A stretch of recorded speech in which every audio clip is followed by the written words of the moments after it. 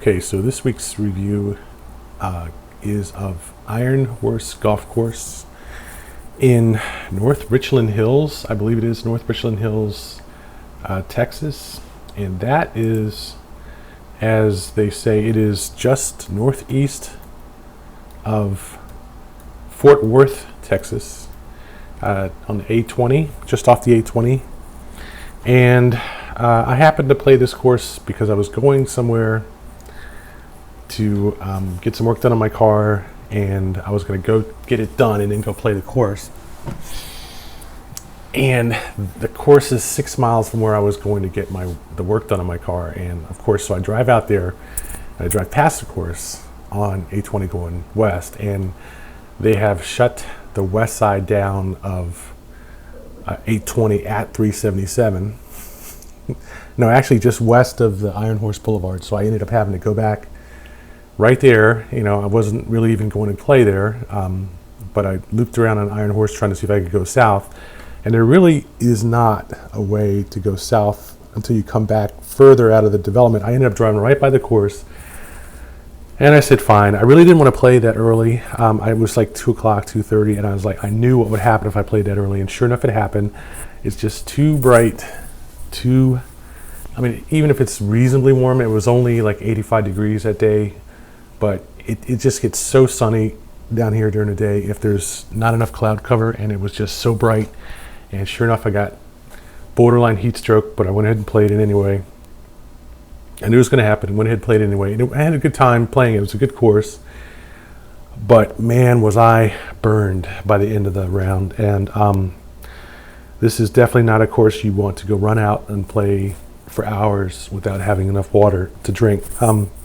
But to get to the point, let's see, it was a good course. I would give it overall probably a B- or C+ for a couple of reasons. Outstanding. Number one, the sand traps were just not in good repair. The greens had recently been aerated, so they were okay. Their grasses on the greens was in pretty good condition. It was okay. But the sand traps were all in really kind of bad condition. Washed out, no real sand in them, and lots of pebbles and rocks and stuff. And plus there were spaces around. It just had no sand in them, essentially. And, it just was not ready for real play, I think. And, that's just, here it is, it's July, and what the guys were telling me, one of the guys I played with plays there apparently every day, and he was saying, well, what they're going to do is drop $5 million into the course. They're going to shut down for 3 months and so forth. I was like, all right, fine. They can do that. Here it is, July. They can do that, and that's fine. But that's not the only problem with this course. The other problem is I really don't think that they handle the concessions well.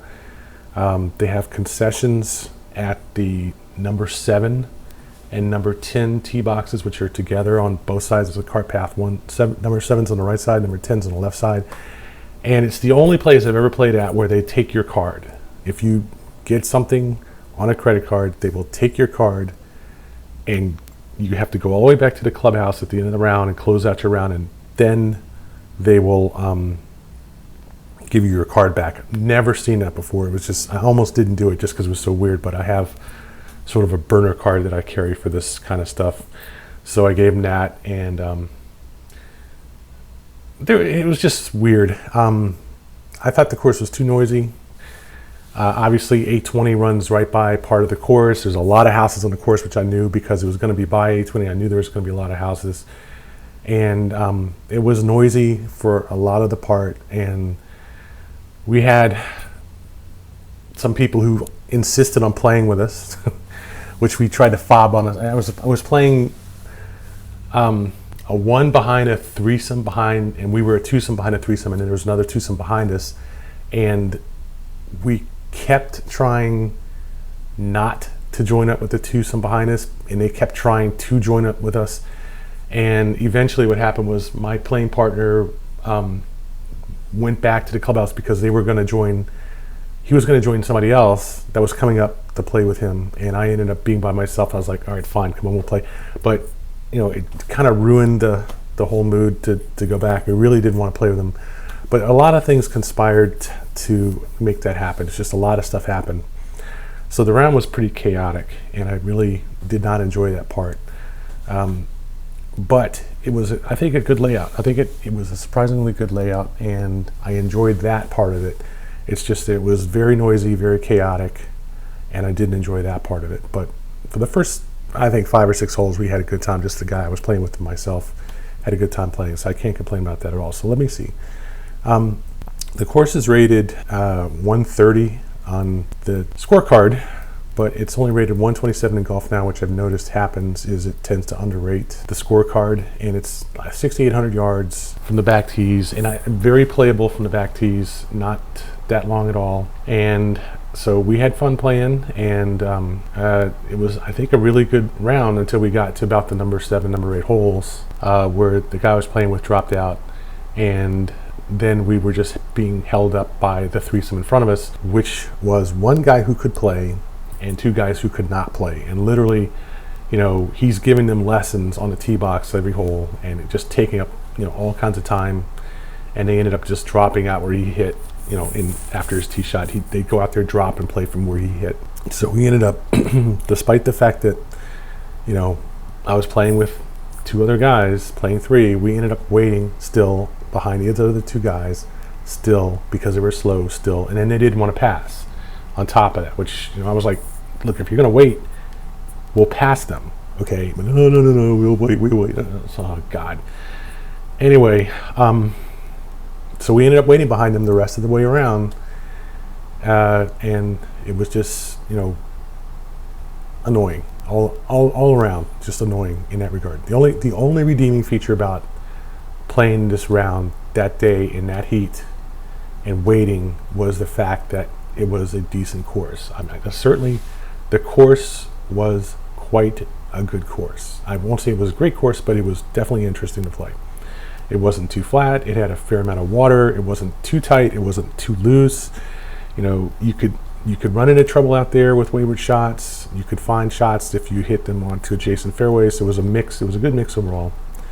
And I really am tempted to just let the pitcher speak for the course. You know, there was a lot of highway noise and a lot of houses, but you know, that's to be expected when you're playing right off essentially the main highway that goes north of a major city in a well-developed neighborhood. But overall, this would have been a great course if it was another 10 to 15 miles out of the city without so much road noise. It's hard to find a course like this that doesn't have a lot of houses around it, and that's one almost problem that you're almost guaranteed to have. You know, at least the front 9 or back 9 or something's going to have a lot of houses around it, but overall still a good layout. And I just say it wasn't in the world's greatest condition, but it was definitely playable. The greens were in good condition. Sand traps were just weak, you know, and you just had to move to a spot where there was some sand. But overall, it was in certainly playable condition. Nothing really long in terms of rough. The trees were really tied up on the fairway, except in a few spots. It was muddy in some places, and the ground was kind of cut up in some places. So it wasn't the world's greatest, you know, maintenance job, but it was good enough. It was certainly a good enough course to go out and hit balls on and have a great time. So we did that. I just wish I had drank more. I swear to God, I came off the course and I just found some shade for about an hour. Got 2 sodas, went into more shade for another couple hours, and it was, I didn't leave the course for another like 3 hours after I finished.